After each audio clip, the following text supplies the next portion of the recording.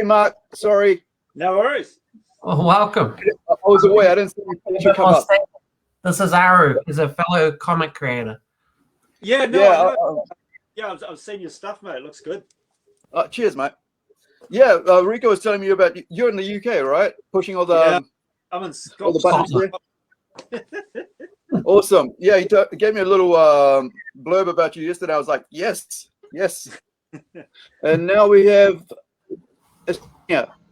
my Greek artist Konstantinos. He works with me on a supernatural series called Templeton, kind of based around Constantine, who's one of my favorites. And I wrote a Constantine series based in Fiji, a graphic novel, and then I saw them get rid of Constantine and bring him into DCU, and I said, yeah, I'll never do this for anybody else. I'm just going to create my own thing and do Templeton. And so we've got about 3 graphic novels on the outlined. I mean, the scripts have been written for 2, and we did a 10-page a few years back, and now we're doing a 40-page standalone. Then we're going to do 2 graphic novels offside. That's where I'm working on. Also working on our PLUNGEcomics.com page on PJ and Shibi, which is a bunch of anthropomorphized bears and animals living in New Zealand. Yeah, so that's what he's working on. So he's pretty talented there. Anybody else? Hey, oh my goodness. Hey, Jason, come on, man. Jump in. I think it's going to be like a huge comic fest right now, live stream, because this is Jason Laney. I forgot to mention your name on the webinar on Wednesday, bro. I held up your comic, pandemic, whatever, or Pandemania, and your work, and I was like, what's his name? I just couldn't remember. Like I was kicking myself. I feel like I need to see some of this work. Right. So yeah. I'm gonna get on Crushes tomorrow. Make this so that I'm not the biggest here. There we go.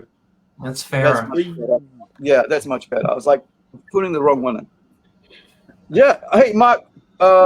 Take it away. Tell us so much about yourself. I'm looking for something, and I'll let you take over for a bit. Rico can interview. We were just having a yarn about comics before. Yeah. I'm a Kiwi living in Scotland, creating comic books, and making action figures as well. I was lucky enough to win the Miller World Talent Contest back in 2016, and that was for the Miller World Annual that came out, and I got my Hit Girl story got published, and I thought, yeah, that's it, I made it big time, and brilliant, I'm gonna write Batman next. And no, that's not how it worked. So I spent the next couple of years going around all the UK conventions, and the thing about the UK is people are really open and honest with you, and they'll help you out if they can. And the whole indie creative scene here is absolutely thriving. So there's so many good folk out there that are happy to just sit down and have a pint with you and just talk the shit. And a lot of the conventions here have these it was kind of a trade day / learning days. So they'll, I think one of them in Glasgow was called 9 Panels. And basically they have all these guest speakers come in and just talk about the actual craft of creating a comic book, rather than talking about the characters and stuff as you would at a convention panel. So I went to Glasgow Comic Con probably 2016, 17, and I'm looking around the room and I'm having pints with Frank Whiteley and David Aha and Goran Parlov and all these huge guys. I'm like, what the hell's going on here? And you just don't, unfortunately, don't get that in New Zealand. And so for the next couple of months, so they said, what you're going to do is you're going to start small and do short stories and do an anthology and try and get into Future Shock in 2000 AD and all this sort of stuff. And I ignored them all completely and wrote a 5-issue series, much to my detriment. But what I did manage to do is, before I launched issue 1, I made sure all the art was done for the first 5 issues. So all the inked art for this land is complete. So even though issue 2 is at the printing now, but it's just colours and letters to go for those next 3 issues. And you know, when you're creating stuff, like, write what you know is in general a good rule of thumb. And it was quite weird because it was when Kaikoura had its earthquake. I was trying to think of a story and what to do. And in Kaikoura, obviously the harbour went up, right? All the boats in the harbour were moored, which is weird because usually earthquakes in New Zealand, shit comes. Hey, Jason, how are you? All the stuff comes tumbling down, right? So I looked at what would happen if New Zealand was, changed and the continent of Te Reo Maui or Zealandia, which at the time there was a newspaper article saying New Zealand had the shallowest sea shelf around it.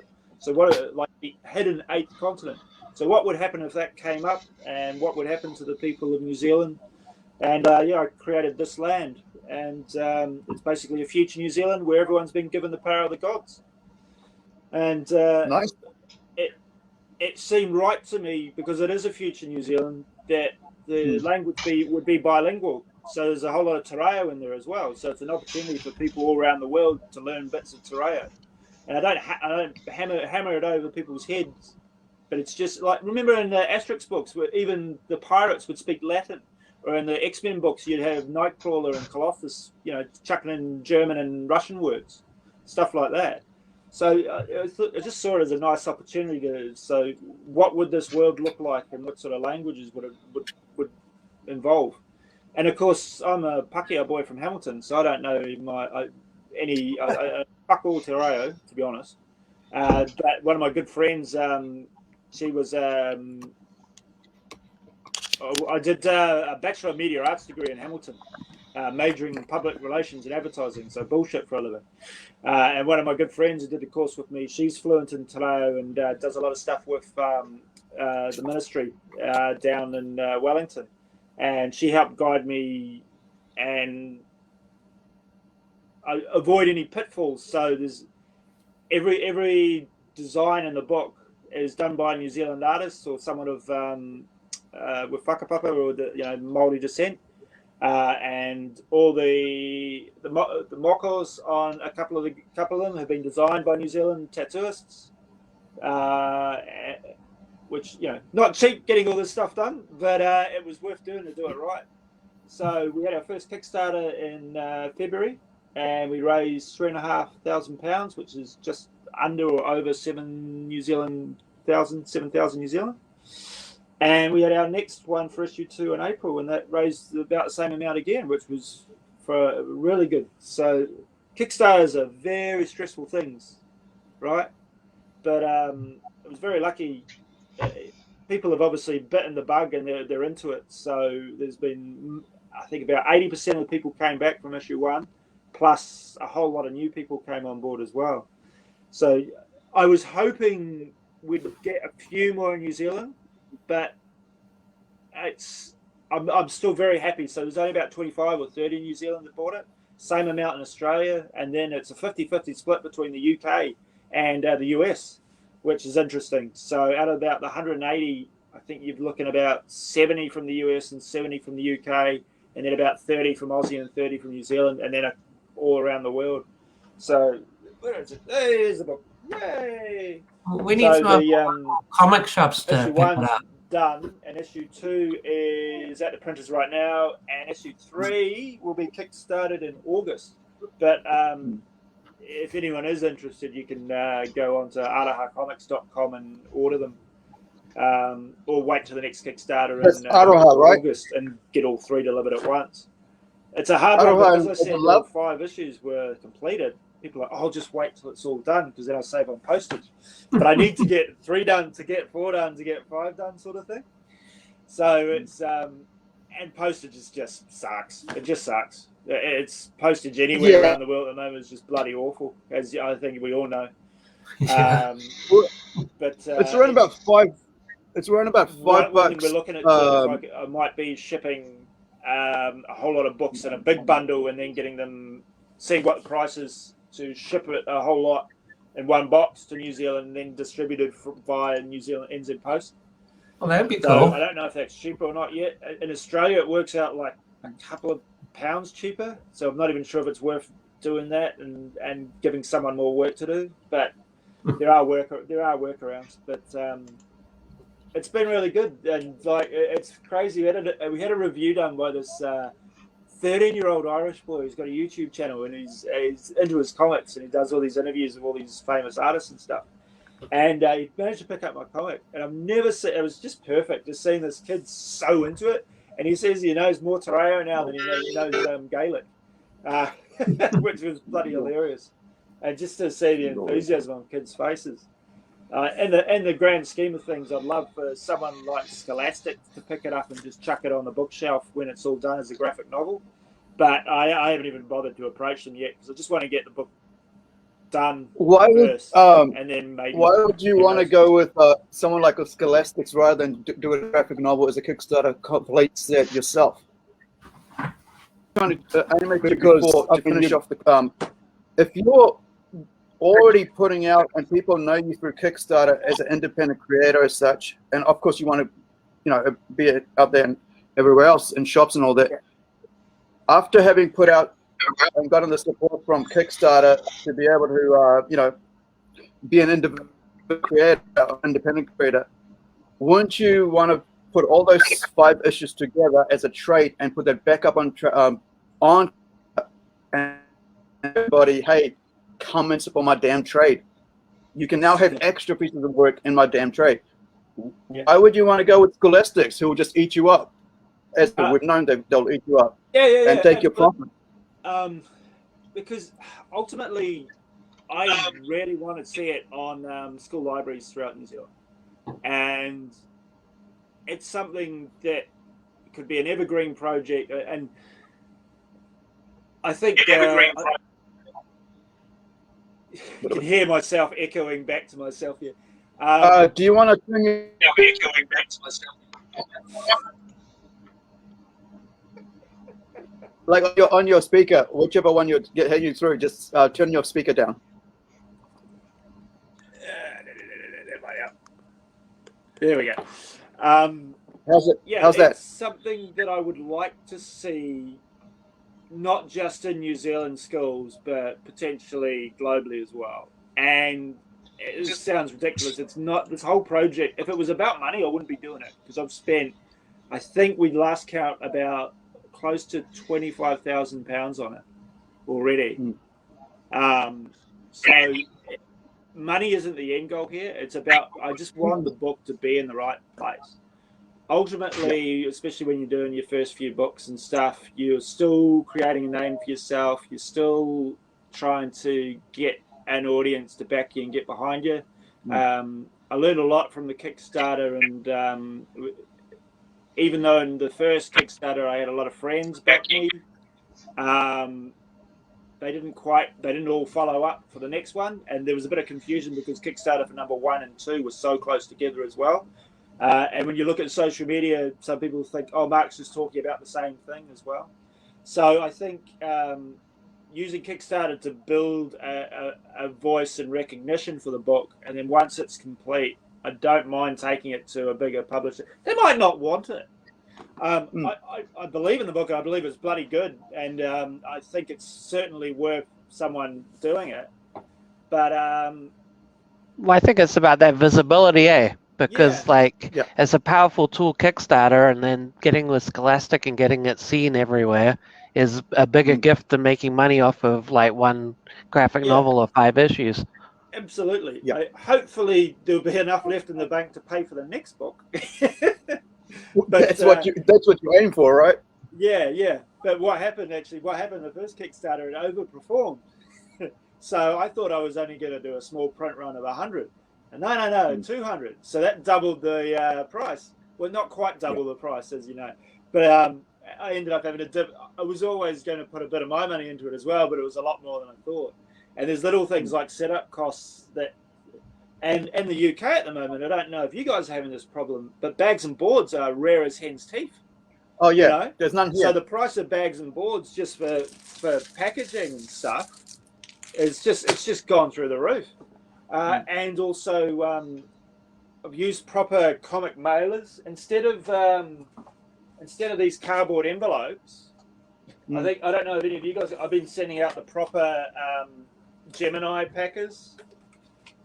Yeah, those do a good job at getting it there safe. Well, Yeah, so because I'm up to those at the moment, so I'm trying to figure out who can supply me, because I need around about 200 of those for myself. you'd have to go to a comic shop because Diamond sell them. Diamond. I don't know. Is New Zealand still under Diamond distribution? I think Diamond's dead in the water. I think with what they're doing with DC and Marvel, I think haven't they gone through Scholastic or something like that? I think Diamond's still on for Marvel, isn't it? Marvel. Yeah, DC's out. Yeah, Penguin Random House. Okay, so everyone except for DC, yeah? Yeah. Yeah, but Diamond still have international. So for comic books in the UK, it all still goes through Diamond, for example, Diamond UK. So DC don't have another option here. So that, but I don't know. New Zealand, Australia might be different, or it might still be Diamond doing those international orders. It's Luna now for DC. Yeah, it's like a little company. Okay. Yeah. So, but Diamond do sell by the pallet load. The proper they call them Gemini packers. You know. So, and that's the other thing too is when you do a Kickstarter, you got to make sure everything fits into the large mail slot, large letter. Yeah. Because as soon as you get a small parcel, your prices go up. So and I did myself dirty in the last Kickstarter as well. Yeah, the 10 mil. Is it?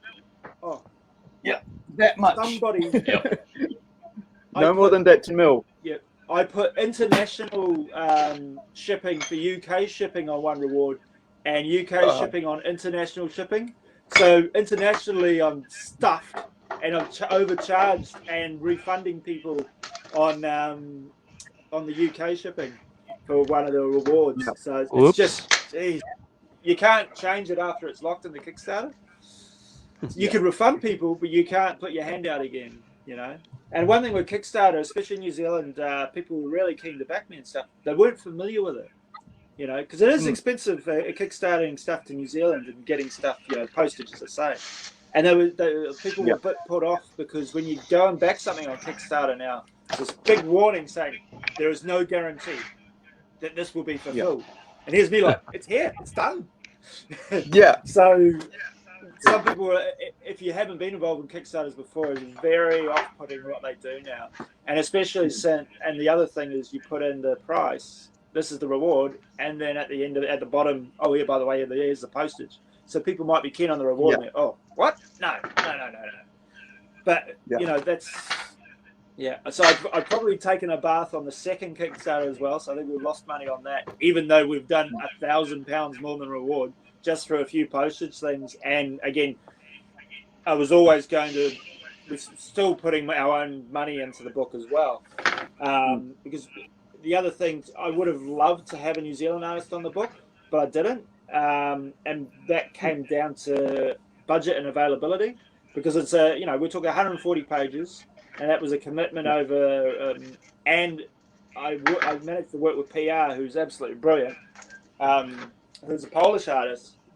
So all the design work was done by Jews and stuff. But where's the number 2? There we go. He's great. Blow him up, big area. Yeah. Let me figure that out. I'll keep that up, Mac. I'll make it full screen. Hold on. Thank you.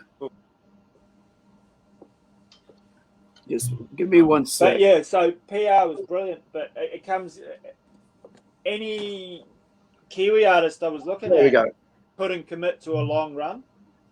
But we've managed to get pin-ups from a few guys as well. So Michael Mullapola did an amazing pin-up for us, and he did that like 3 or 4 years ago. Actually, where is it? It's here somewhere. It's got great colour in it. Yeah. My God. Craig Peterson, who lives in Spain, he did a pin-up for us. Leo Artbro, who's an Auckland artist, based artist. He did a pin-up for us. So try Is it quite manga inspired, would you say? Like the What's art that? to Yeah, me, oh, like yeah, it's so- very. What happened for me was when I won the Millerworld thing, I went back to Melbourne for my brother's wedding, and then went to all the comic shops in Melbourne, and then we stopped in Singapore on the way home. Singapore's got a great comic book scene. Went down all the comic shops there, and I said, "What are people into?" And they said, "Kids comics and manga are really growing." And I know Kiwis love their Dragon Ball Z and a lot of stuff from I like my Joe Madureira X-Men from the 90s and all that sort of stuff. And I think there's a lot of love. So I wanted something manga-ish / cartoonish. There you go. Brilliant. And that's and I think something like that, especially grabbing kids' eyes. So I got a whole lot of mates who are teachers as well. So I made sure I sent PDFs off to them, and they've shared them with their classrooms and stuff. And the feedback's been really good.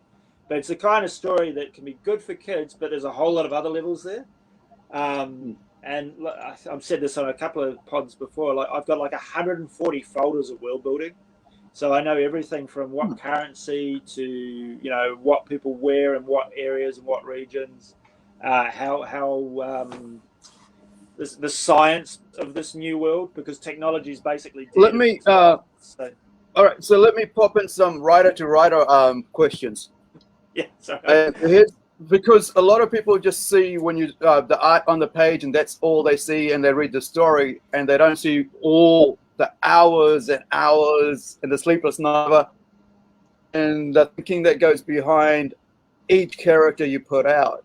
How they're gonna what they're gonna look like, how old they're gonna be, whether they're gonna be male or female, or they're gonna be Maori or Pakeha or English or European or from Greek, wherever in the world, what their dress is gonna look like, how their hair is gonna look like. So now you're going into coins and stuff, more greater details, and you're doing tons and tons of backgrounds, what we call back matter and world building. What people are more used to now, world building, and who relates to who, which part of their family they are, how does if they have cars, does it run on because future, does it run on gas, does it run on bean oil or whatever.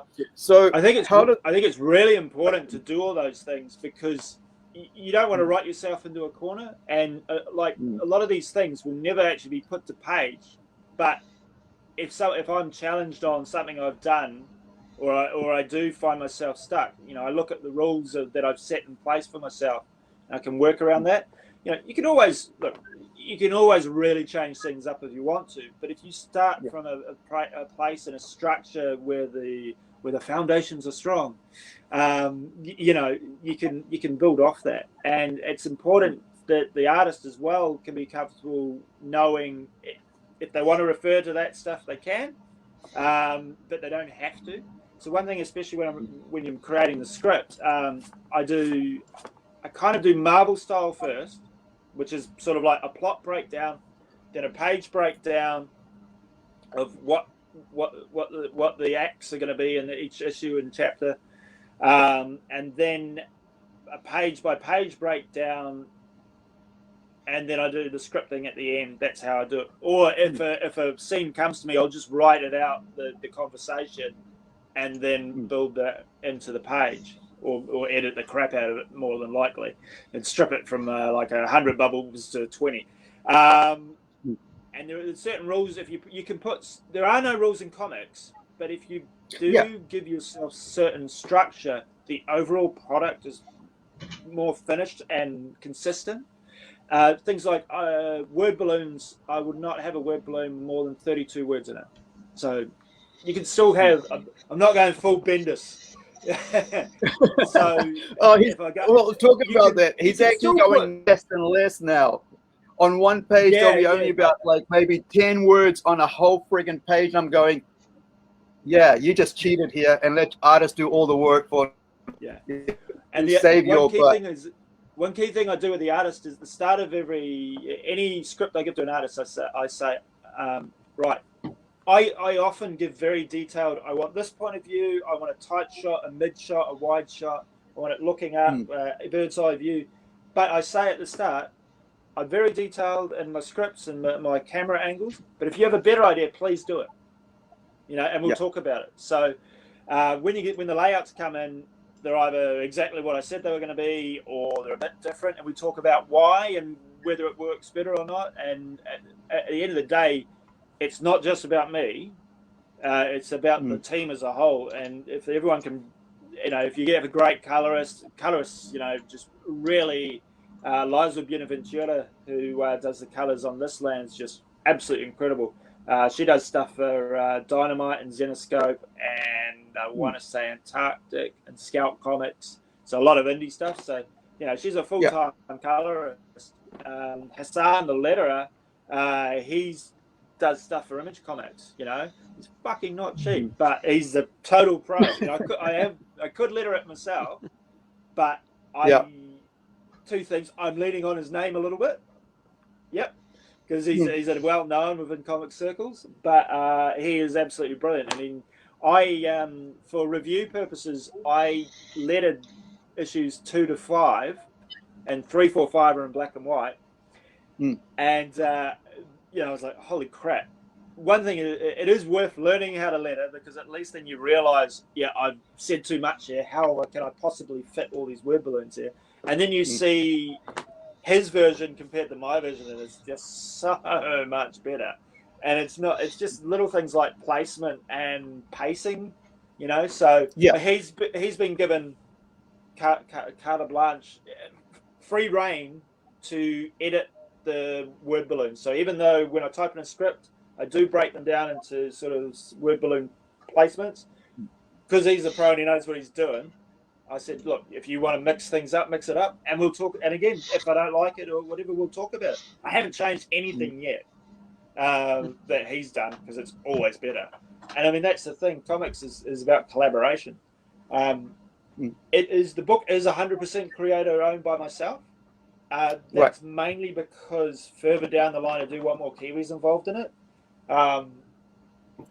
If we can get there, but indie comics, it doesn't pay a lot. So PR, for example, he works on about 4 or 5 books a week. Sorry. So with me, he was guaranteed 2 pages a week for 2 years. Yeah. So that was guaranteed income for him. So he was happy to do that. And then, because it took 2 years to draw the whole thing, even though 140 pages, technically you think 140 days, there were pages, double page spreads that he put more detail in. So I paid him for 3 pages rather than 2 pages, because it was worth that. It was like, this is the money shot, it's worth doing. That doesn't usually happen. But that was a choice I made, because I wanted to get the best out of this. And I've had a lot of help from and as I say, all the design work were done with guys with Whakapapa, and the Tereo translator Trent. He works for Waikato DHB and never read a comic before in his life, but he's an official translator. So he just had to go in and sense check if I'd use the right Tereo words that were would work in a bilingual sentence. Because like, you can go to MaoriDictionary.com and type something in and get a word, but it's still might not be the right word to use within the flow of a sentence and stuff. But he was, like, the most rewarding thing has been people coming back and going, fuck yeah, we needed something like this. This is great. Because, that's why I think it'd be, like, obviously New Zealand's going through a re-emergence of embracing its Māori culture in Te Reo, which, like, it didn't exist when I was growing up. We had it's the animus driving that, because the reason I say that is because one of my friends who I went to film school with, right, for a degree, he's got a animated style of stories he's a Maori, so he wants to bring his into, right? So that's one thing that is, we've got a whole generation that's grown up on Yu-Gi-Oh, Dragon Ball Z and all that, but that's there, but there is new forms of storytelling that's coming through Japan, through manga, that's actually to what can be done. You know, like Isekai, right? Getting transplanted to another world out of the blue, you know, in a new world with my mobile phone type story. And, you know, Batum, you know, stuff like that. So, or even, you know, stuff like the Ten Commandments, you know, about the old gods and all this, and monsters and all that. And that's all part of mythology in New Zealand, right? In New Zealand culture. So, well, then you got all these people who are actually thinking about Te Reo and thinking, why can't we tell our stories in this medium that's called animation as well? And I think that's where, when Rika was saying about your art, whoever is it, Pierre who did the artwork, looks very manga-ish, but that's not actually the word. It should be just animated. Looks more animated style. It's not manga has been superhero style. People who don't know manga have pigeonholed it into a certain thing because. And I think a lot of it, people see the animation like the Saturday morning and the cartoons. So you know, all through the 90s and 2000s, you had your Pokemons and your Digimons and your Yu-Gi-Ohs and stuff. So they see that as manga. It ain't manga. You know, that's selling toys. You know, that's basically what it comes down to. It's like, I mean, Rico said this is what's manga-ish. You know, but your one is more the layout and text. You're inspired by it, and it shows. Well, no, it's because the layouts in our book are very US standard. So I'd say yours is like Western mangas feel to me. Yeah. So the art style is trying to be a cartooning animated manga-ish, but not fully leaning on it. There's some panels that he does is very manga-ish though, which is quite cool. Yeah. But the way the story is written and paced is very US style. So I'll always do page 2 and 3 as a double page splash, like get people right into the action, you know. So read the page, and then bang. And then it is exciting when you hit that page. Yeah, normally. and the final page will always be a splash page as well. We've managed to, and I do a few things like Bendis is quite good at this as well. Like he'll do a splash page across the top, and then a whole lot of little panels down the bottom. So you've still got a big impact page, and then a whole lot of little stuff. I think we do it when we see Auckland for the first time. Where's the book gone? Bloody hell! No, never mind. So we're set a scene, and you see a lava-covered Auckland, now called Axeland. Oh shit, name! Who came up with that? And then down the bottom, there's the conversation happening.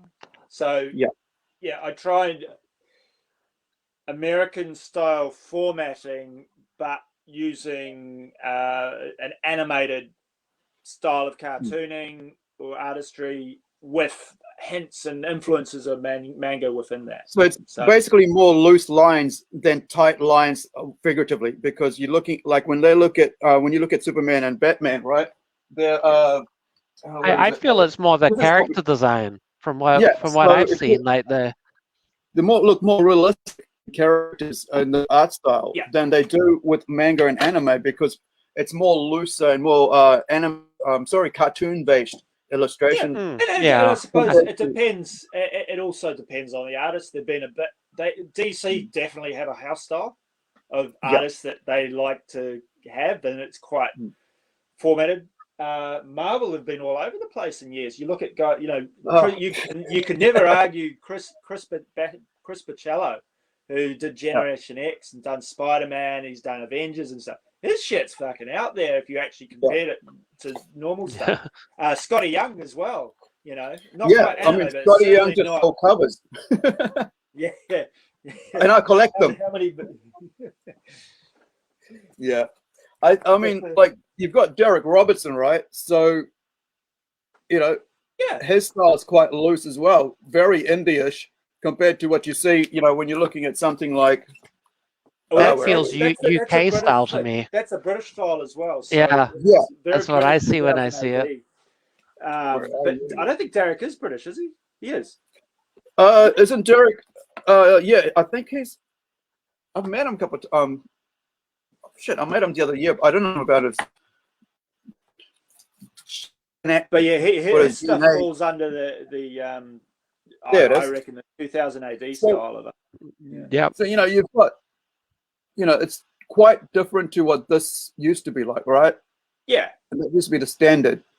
Yeah. And that's Avengers number 8, annual number 8. So, but then you've got stuff like this from Derek. Yeah. And then you're right. I think this is more very because this is by Warren Ellis. It's very 2008. I mean, you're correct on that, Rico. Was it? Did you say that? Because I No, think Mark did, but it's a UK feel. I got a UK feel from the art straight away. I would say. Yeah. I think there's nothing wrong with it. I think we're all fans of the UK style, the manga style cartoons. Like I love it all, but That's like you definitely, if you're a fan of it, you can look at it and go, that looks, it brings back those feelings. I remember as a kid, the only things you saw in the dairy was probably 2000 AD, and then you'd Buster, Wizard Donald comics. Duck. The only comics you could really get was Judy for girls. Jesus. And 2080 for guys. Yeah. But I remember being scared of 2000 AD as a kid, seeing it on the shelf. Like, oh, that's too much. I don't want to look at that. It's gritty. Yeah. I'm talking when I was like 7 or 8, mind you.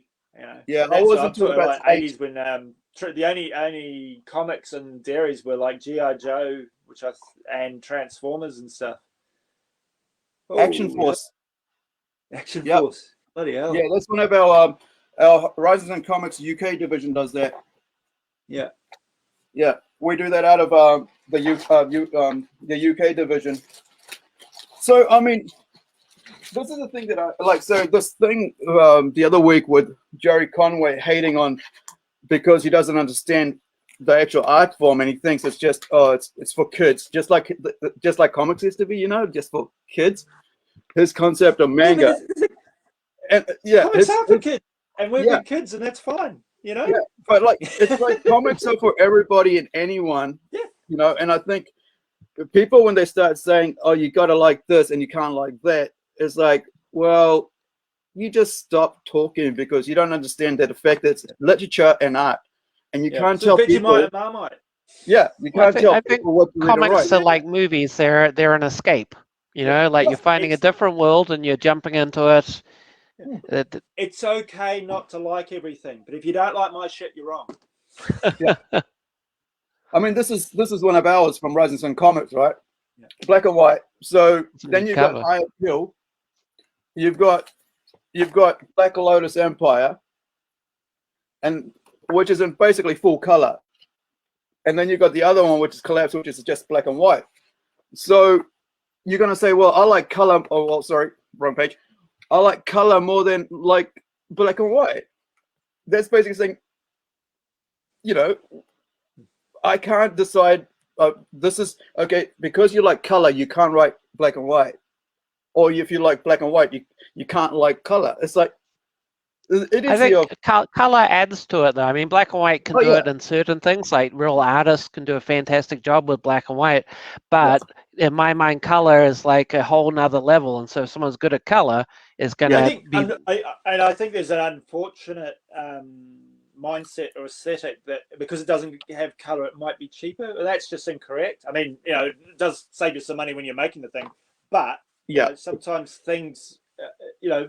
2000 AD was black and white for years with a lot of it. Did half the page is black and white, half of them in color. I just think that I think initially the perception would be I'm paying this, I should be getting this, but people don't understand the art enough, the art form enough to see what people are trying to do with it. So it's an interesting challenge for people who are new to comics to wrap their heads around. But you look at manga and stuff. That's 99% of it black and white. So it's basically a black and white art form. Because you only got the one or two guys doing it. You got the writer and the artist, or you got the artist who's doing both. Right? Yeah. And he's putting out something like 7 pages a week, and he's trying to to go Shonen Jump, get that 7 pages a week thing happening. Each a chapter a week to get to that friggin' 1 month thing slot where he's putting the whole book out. I think it's kind of like, for me, I think the trying to push a divide between manga and comic is dead. Because all you're doing is saying they're better than us or they're worse than us, so you must like us, or the other way around. It's just causing division that isn't necessary, and the outcome of that is a dead mainstream comic society.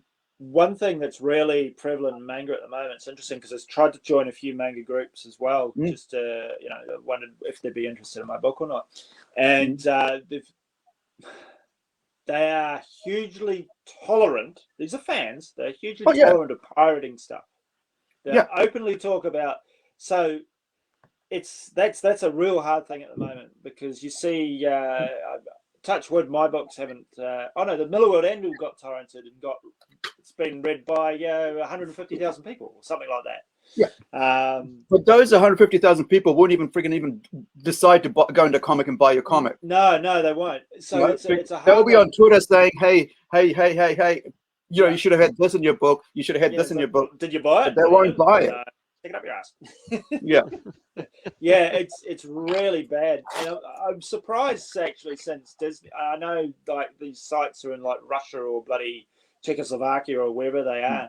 But I'm surprised Disney's lawyers, and between Disney and Warner Brothers, I'm surprised they haven't gotten their shit together and really gone hard to clamp these things down. But manga is like, you get your webtoons as well. There's obviously, oh gosh, what's her name? She lives in Auckland. Webtoons got bought out by a Korean billionaire industry thing, and so Webtoons is now producing animes and live action shows. Because that's only back. And they're printing original hardcovers now as well. Yeah. Gosh, what is her name? It's a Kiwi artist, and her book is Laura Olympus. Yeah, so it's amazing. Like she's discovered an audience. I think she's one of the third or fourth. Well, we got 5 million subscribers. Yeah. Yeah, Rachel Smith. Yeah, so she's churning it out every week. She's doing a really good job. Not my cup of tea, the book, but I mean the style and what she does. I like. It's like it's not my cup of tea. Yeah. It is somebody else's. Yeah. So, but what she's done, she's consistent with her art and the story structure. It's consistent from episode to episode. They call them instead of issues. And good on her. I sneakily sent her an email, asked her if she wanted to do a pin-up for This Land. Never heard back. Never mind. Yeah. You got to be cheeky. I was lucky enough. I got Goran. I've got another book coming out in October. I got Goran Parlov, who does Punisher and Starlight with Mark Miller for Miller World. Yeah. He's done a cover for us, which is amazing. So I can't wait to share that. So touch wood. It's Croatian, isn't he? Like that. Goran. What's that? Goran's actually Croatian, and I know him through another friend who I talk with. Yeah, he had a stroke about a year ago, but he's doing well. So yeah, we met him at Glasgow Comic Con, and we were there. Like, it was really weird because he was just kind of sitting to himself, smoking away and having his cappuccinos, and me and the missus sat down. We don't know who he was. Just sat down and started talking shit with him. And we've been buddies ever since. So he was very kind enough to do that for us. And I think I even got. It's funny. Comics is a very sharing community, and you can network with people all over the place. Like Zach Howard, who did Venom in the last Hellboy story. He did this pin-up for us. Nice. That's nice. Helmet. Yeah, where it is. Yeah. So that was on the back of, he was doing a comic book on Webtoons for Common, the rapper. Yeah. And Common was this sort of James Bondish spy who came to New Zealand. So he needed someone who knew a bit about Te Reo and sense checked. And so my mate Verona, who helped me out with this, I put him onto her.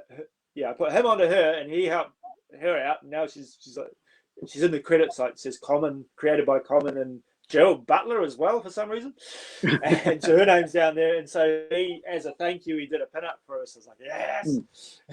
It's the same fucking money there, because that would have been about £1,000 easy. Well, that is the difference. So that's why, like, when I get a bit pissed off when people start throwing off on, trying to divide the community, because I think it's like you can't have that in a community like comics where we grew up with this shit since we're 8-year-olds and we're ostracized as comic readers when we're 8 years old, as 15-year-olds, and then now you want to do the same when we're in our 40s and 50s as well. Yeah, there's no point dividing people up.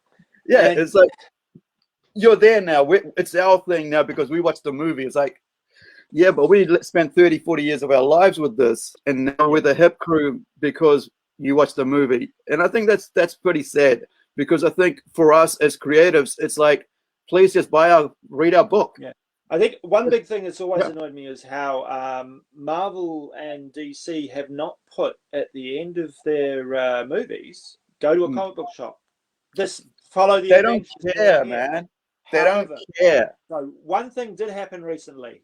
So Hulu just released MODOK, which is on Disney Plus worldwide. Oh, yeah. The creators of MODOK, Patton Oswalt and I think Jason something, I can't remember his last name, they've just written a MODOK story with Marvel on Hulu.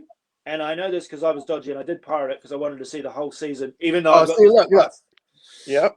At the end of each episode, they say, "So we call it Marvel and call them chase you down." Read our story at the. There's a whole title card that says, "For more MODOK, go to your comic book store and get this by the creators of the MODOK series." They cut it from Disney Plus. It's on Hulu, which is owned by Disney. Oh, that's anyway. weird. But they cut that title card on Disney Plus, and I can't for the life of me figure it out. And I've asked the question because they don't care about the comics. They care about the IP. They care about adaptation of it. They care about the billions they can make off the creators who created it, but not pay them a cent or so. Look at that is work for hire. So I mean, Brubaker. Oh yeah, but pretty upset hold on. about that. But when you someone, sign a work for hire contract, it pretty much says it's just work for hire.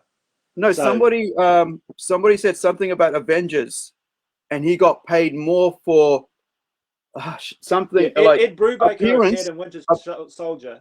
He appeared in Winter Soldier. He got more for being in the background than he did for creating the character. But again, he signed a work for hire contract. It's right there. Still doesn't at least give him the freaking credit. Oh no, he's in the credits. He's in the credits. Yeah, but what I mean is look, this is the problem I have with Hollywood, and I've done filmmaking, so I have an understanding of the whole industry as much as I can, as my brain would handle it. The idea is that they take what you create, and the star of the movie and the director and the producers get all the money for what you've created, the idea and the IP that you've come with, the world you've built, the costumes you created, the hours and hours and hours you've spent designing that world. Yeah. And then they go, director of such and such, producer, exec, you got 10, 20 executives. They get all the cash cow from this billions of dollars they make, and what do you get? Maybe you get about a $10,000. You're talking about just about anything, though. But that's the way the world works. That's up to your contract. But the thing is that there's no balance to it, and then you got all these people that are going, let's support Disney, let's support Disney, let's support AT&T, Warner's. It's like, dude, do you see what's going on still after so many years with this? Yeah. You still see what's going on with this. Yeah. And these are the same people who say we should support these companies. Like, right. But in a way, as a creator, creating something great like that is the gift, isn't it? Like making the product and having it in the public. You want to tell most people, Schuster? You want to tell that a lot of people are driven by the creation at first. Yeah. Like, I mean, if it's not all about money. Depends. Yeah, but you still have we're not communists here, are we, Rico? If you have a creator-owned property, and you look at Mark Miller, so he kept his rights, and he sold it all to Netflix, and he made a shitload of money. And he's involved, he's executive producer.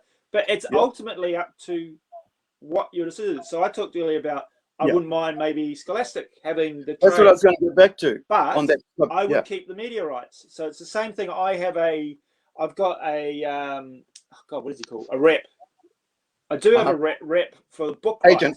Rights, but I've got a publishing agent for the book rights. Yeah. But he does not have control of the media rights, and because they've just, and the main reason for that is they would take the book and they would build a package around it, then go pitch it off to Hollywood, which they've actually successfully done with a UK book called Cooltopia. And I said to him, "There's no way I'm having two.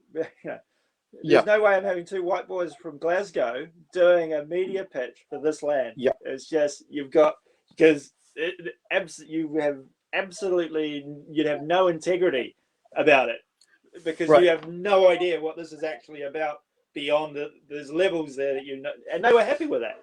So yeah. So, we're talking about that. In 2018, I did a spec script, totally outline a movie, right, based around my character. This co-written character, designed, created by me, designed and co-created by my friend Shane Evans, local artist. So we did a one about, because our company is Rising Comics, our parent company, which I'm a co-director of. There's 4 of us, but I have 40, shares and whatever. So I was asked to, hey, because you're in Whangarei, I said it's a beautiful area. You want to write a spec script around this thing, because we've got to deal with someone who's interested in doing some filmmaking in New Zealand. Yeah. And I said, okay, cool. So I spent 2 weeks hard out, plotting out, going back on my old stories about an SAS officer that I was doing, which Red Dot is, right? So Red Dot's an SAS officer, Kiwi, right? Did this whole story about a Midwest female in her 30s, 20s, coming to New Zealand and hooking up with this Maori boy, right? Red Dot. And so we did a spec. Said we've got $150,000 we can put into it. We'll, you put in another, I think it was 125,000. So it was about 250,000 US we could put into it. Okay. It was put out there, had nothing about it. Last year, a movie called Holiday Inn or something Inn showed up out of the blue. Same concept, same outline. So whoever saw it through this other company basically took it to another company, the idea, and boom, there's a movie made. Yeah. So this is why I'm very hesitant to see things that people create suddenly get taken out of their hands and be out there like that, because I think and you're right, that's a very common thing to happen in Hollywood. A lot of stuff like that happens. And yeah, it's unfortunate, and it's the hardest thing, especially when you're so far away from it all, to have the right people on your side fighting for you and getting the right people involved. This is it. Like when the trade's finished, I know I'll be mailing it to certain folk that I know I can trust. New Zealand's a small place, and I know a few people through a few people, so that's good. And I think, in my case, it's quite a particular script, and I don't think it'd have to be done from New Zealand. Just before the culture and stuff evolved in it, and the location. So yeah, it'll be interesting to see how it all works out. Guys, I got to run. Actually, I didn't realize it's 10 to 10 here. So I've got. That's cool. I'll carry on my one. Cool hearing about your work, man. It's great. Just before you take off, and we'll definitely catch up again. Mark. Thanks for being on the group, man. Like, it's awesome having you. Yeah. Well, thank you for listening to me talk shit. Just before you take off, question. Oh no. Because it looks like very animated looking, not very, but slight animated looking. Have you thought about doing getting someone to do like a 3-minute specs, not spec, but like animation as a trailer? A couple of my trailers for Kickstarter have a little bit of stuff like that. It's not full, not full on, but a little bit of face subtle animation. The face AI and stuff. So it does enough to get it across. But I'm thinking about the whole thing, like a manga kind of thing. So, and here's the other thing why I want to keep the rights. I fully believe within the next 10 years, I will have the ability to do it myself by scanning and wireframing everything, all the character designs. I'm pretty sure the technology will get there where I can do the whole thing, create a 5-part, 30-minute episode. So that's another reason why I want to hang on to it. Because I think we're very close to having access to this stuff already. So, and the way technology evolving so quickly, I don't see it being. I'm quite good with my IT stuff, so I'll train myself up to do it if I have to. It is amazing what you can do. You can wireframe a lot and do the motion capture and stuff. All that stuff, your face tunes and your little bloody, you're putting yourself over music videos and all that sort of crap, It's crazy. Yes. Yeah. Yeah. So but if you could put a wireframe link here. some figures and then get some backgrounds done, and you're away laughing. So I mean, I'd be happy to scan the whole book and just 3D out the whole thing. So, but I'm hanging on to. That's another reason why I'm hanging on to meteorites. I've got a couple of people in New Zealand looking at it. Cool. A couple of won't say people are. New Zealand's a small place. We all know people, right? So, it'll be interesting to see where we end up. But I must run, guys, and I will catch up with you soon. And I will definitely. I've got to have a good look at your Rising Sun website and stuff. But thank you, guys. Thank you. Have a good day, man. Bye.